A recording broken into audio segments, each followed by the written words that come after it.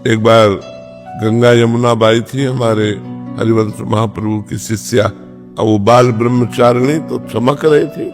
अब पुराने फटे पुराने कपड़े पहने यमुना स्नान करके जा रही थी। अकबर बादशाह का भांजा अजीज बेग शायद उसका नाम था, उसने दूर से देखा इतनी सुंदरी स्त्री तो उसका मन काम से युक्त हो गया।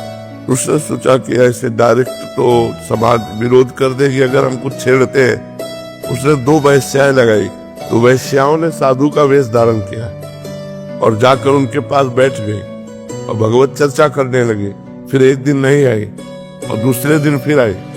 उनका कल आप नहीं आई थी? तो बोले हमारे यहाँ एक बड़े संत आए हैं, उनकी सेवा में हम लोग थी, तो अगर आप चाहें तो चले, आप भी दर्शन कर लें।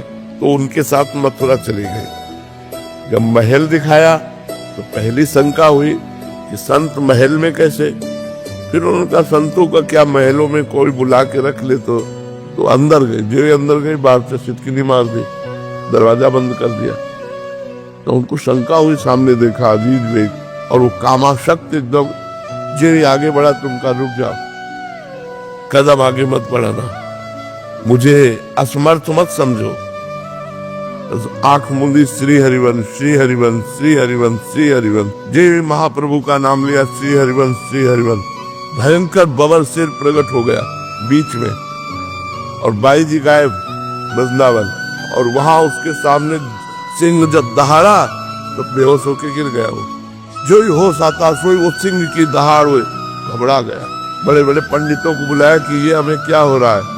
तो उनका अपराध बन गया, जाओ उनके चरणों में पड़ो, साधारण नारी नहीं है, वो भगवान की भक्ता है। तब आकर वृंदावन में उनके चरणों में गिरा। तो खिलवाड़ थोड़ी जो भगवान का भजन करते हैं। जब हमारे नाम होता तो एक बस्ती होती है, भगवान रक्षा करते हैं, भगवान सब बचाते हैं।